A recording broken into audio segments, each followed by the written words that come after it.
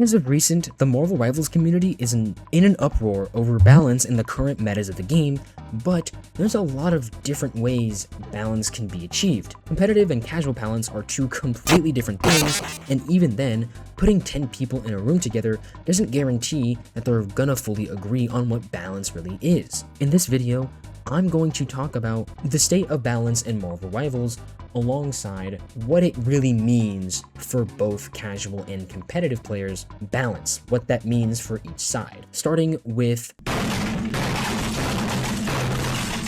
like I said just 10 seconds ago, balance is different for both casuals and competitive players.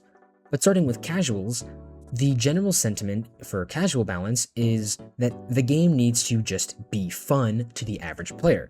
It needs to be very easy to pick up and also be very easy to have a large impact on the outcome of a match. This is how we end up getting characters like Scarlet Witch, Squirrel Girl, Jeff the Land Shark, Rocket Raccoon, or Cloak and Dagger, where you don't really have to try too hard to feel like you're doing something, especially with Scarlet Witch's auto-aim and near team-wiping ultimate if done correctly, Squirrel Girl's high-damage primary fire, the stun to help you aim a little bit easier due to the projectiles being weird lobs of acorns, and her ultimate potentially wiping people like crazy because it's not as blockable as Scarlet Witch. Another thing that can make a character seem like it's more tied toward casual balance is having flashier ultimates, like I just said, and if you didn't understand a single thing as to what I said for whatever reason, it can be dumbed down and oversimplified to basically saying, for the employed, not for the streamers or content creators or pro players who are putting hours in like it's a job. But on the other side, for competitive players, for people who do play like it's a job, the general sentiment is for balance to be centered around being precise and reward those who master the precision that goes into it. So this means that you generally end up having much more complex characters that a casual player would end up selling and borderline throwing on, but if you end up taking the time to end up learning this character, you end up having a crazy amount of impact to the point where you would be able to be so strong in so many different comps. A good example of this is Psylocke, who, if you were to try to pick her up and you didn't know anything about Rivals, you didn't know anything about hero shooters like that, you would struggle pretty badly. You probably wouldn't be able to do too much, and the most you would end up doing is pressing your ult button at a coincidentally right time, and then you end up getting a few kills. But for anybody who has mastered Psylocke, they are demons. They are straight up demons. The big thing about competitive balance is that it emphasizes counterplay, punishment, and strict numbers tuning to make sure everybody is viable in a fair and even way. Meaning that if we end up having a team of 6 who could theoretically play anything and everything, they could face a number of opponents and still be able to win in scenarios where it's just about the team being better and not necessarily because they picked a certain character, therefore it is an automatic loss. Things like picking Strange and Magneto against Hela Namor, things like choosing Penny Parker and Thor, or really just any off-tank against extreme amounts of dive. If you can end up having multiple different combinations for the same or similar situations, that will make everything fair. Everybody ends up playing super fair, and it's really just up to how well you mastered that aspect of the game that you're playing. And then if you didn't understand what I just said, for the unemployed, or the streamers who end up putting in 10 to 12 hours a day on this, the biggest thing in regards to balance is why you can never please everybody. Assuming that we don't think that, you just simply can't please everybody and that's just life. When it comes to balance in a video game, if you tilt one way or the other, someone's always going to be mad. Nerf some specific characters, the people playing that character get mad, and you end up buffing a character too much, the opposite happens. Well, if we end up still using the casual and competitive balance analogies here, for casuals, competitively balanced heroes can feel boring in their hands and then broken to play against. So like I said with Psylocke, those who master Psylocke or a straight up demon, casuals can't pick up Psylocke nearly as easily, so then there is no way for them to react aside from just playing better or playing counter picks. But for a competitive player or someone of that kind of a level, they likely will just end up switching and then countering the counter swap, and then it just becomes a game of chess. As competitively balanced games kind of go. But that's where the general sentiment for casual players of the sweats ruin the game, or the sweats ruin the fun, or I don't want to play against sweats kind of mentality comes from. It sucks to lose in cases where it's literally just boiling down to you have more hours on this character than I do, and I can't do anything to stop you. So if a hard to master character ends up, terrorizing casuals, someone like Daredevil in a way, then casuals will end up complaining an insane amount, and then Daredevil ends up getting nerfed. The big thing about competitive tuning is that they're usually balanced under the assumption that the players in the game know how to play the game and have good mechanics, have good game sense, have general awareness, and all these different things that are just fundamentals of any competitive shooter that casuals may or may not have. So then when a casual player tries to pick it up, it just doesn't work. And then finally, if competitive players end up having the game tuned to fit their idea of balance, then what can happen is that the purposefully broken or easy characters for casual sake to have fun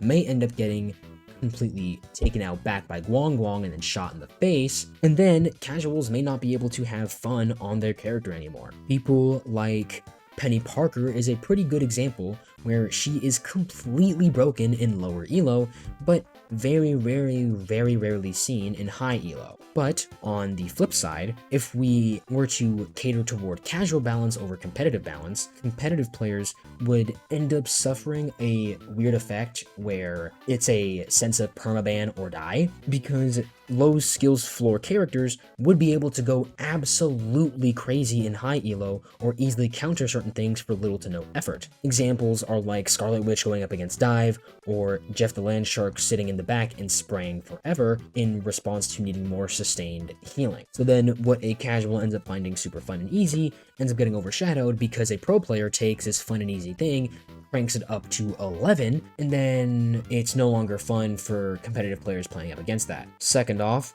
the lack of counterplay for broken characters is an extremely frustrating thing. Both player types are frustrated, but they're frustrated for different reasons. Casual players were frustrated because they couldn't do anything against broken players that are sitting behind the screen, but competitive players are going to be mad because the character themselves is designed in such a way that they can't use their skills against it. Another way to frame it is with just generally unfun metas, where many users, especially in Marvel Rivals, will end up saying things like poke slop, or on the flip side, dive being too dominant. Things like Prime Human Torch or triple support in Season 1 and 1.5 are all things that were deemed unfun to go against. Let me help you. Which, I'm not saying they're wrong, they're definitely not, but it's the general feeling of quote-unquote straight bullshit. Competitive balance is made to make it so that that straight bullshit factor doesn't exist. But for casuals, that's what makes it fun. The shenanigans, the straight bullshit, and the feeling of being able to use that to your advantage is fun, which then makes it so that the two sides come at heads, like naturally. And I know that the devs know this, which is why they do what they do, but catering to one side is no good for many different reasons.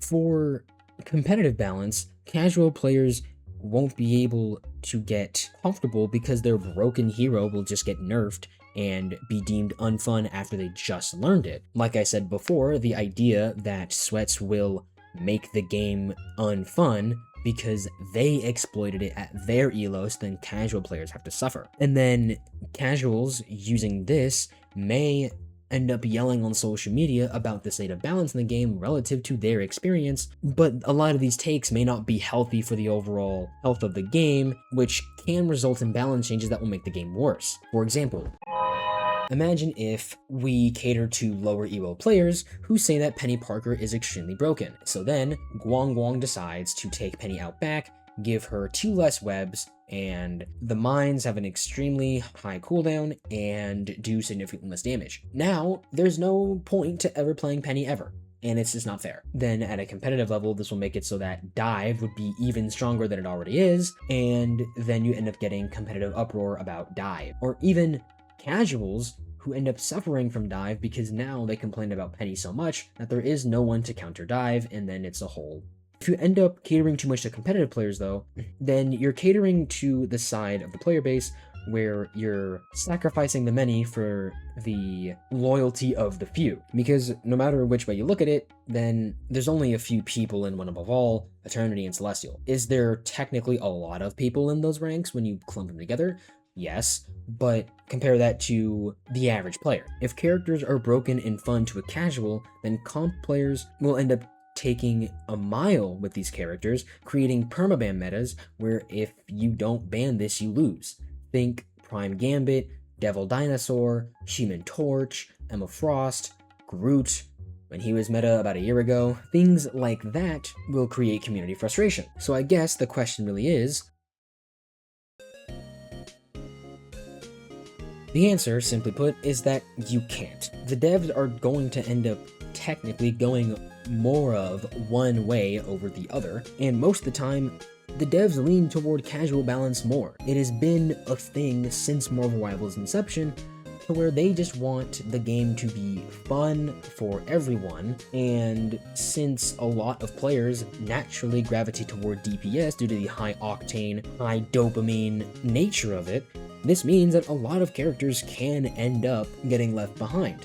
Notably, tank players who have to kind of play to the mercy of DPSs and healers, and competitive players who kind of have to hope and pray that it doesn't get so insanely broken that it's unbearable. Although there are some ways to mitigate how much frustration there might be in the player base. Some things that I came up with were letting some more heroes being strong like casuals want to, but limit it to the extreme heavy hitters that casuals know because of mainstream media. People like Cyclops, people like the Avengers, people like Magneto, people like Thanos in Doctor Doom. No matter how much of a Marvel nerd you are, you do know those people, and that's what brings a lot of players in, is the fact that they can play as their favorite superhero or villain. So if you end up letting that happen, then many casual players will be happy, and then competitive players can simply ban it. It's not too hard on their end. And then if you're in an elo that doesn't ban by that point, you'll either climb out because you're the one playing it, or they're just broken or whatever, or you end up staying hard stuck. But if you end up staying hard stuck in low elo, then that's a bit of a skill issue. Another suggestion is that letting heroes that necessarily aren't as big, like White Fox or Elsa Bloodstone, be complex on purpose. Many competitive fans aren't really here for Marvel lore-based stuff, but for the ranked viability. Then casuals can either never touch the hero, because they don't care, they want to play their favorite hero, or they'll get better trying to learn the new hero, or even just playing more generally, which then will make them play competitive, and then they stay, and then it just works naturally. Another thing that I have been saying for quite some time, although I've kind of just been sprinkling it here and there, is that letting balance not be so based on DPSs or supports would also probably help with this idea, since there are a lot of iconic characters in the tank role that don't get to be nearly as strong as DPSs or healers. I'm saying buff tanks to make them more dominant more often, and as a secondary effect, maybe the solo tank problem, or just tank as a whole as it stands in Season 8, 8.5-ish, won't be nearly as bad. Now, personally, I'm going to say this right now, I'm always going to lean more toward competitive balance, and this is for anything. I understand gimmicks, I understand why that would want to be there, but there's a difference between having a gimmicky character and a character that is basically built solely on shenanigans to the point where it's just dumb. I like it when things are fair, and then anyone can play anything. Gambit mains not being able to play Gambit because he's banned super often, I don't think is fun for the Gambit mains. Or when Devil Dino is banned in Ice Solo Tank, that isn't very fun to do. Now, I'm not saying that, there aren't going to be some strong picks here and there, but Marvel Rivals has a thing where it's nearly impossible to have multiple strong contenders. That just doesn't exist. It's usually I pick these two, these top two, these best in the slot characters, and then everybody else has to play around that. In my opinion, I think fair is fun, and it gets more fun when more characters are viable and bans aren't just banning the top 3 most cancerous heroes. When it comes to balancing a video game, there is no pleasing everyone. And I'm aware that it's a hard job to do, especially with how NetEase works with such a weirdly tight schedule.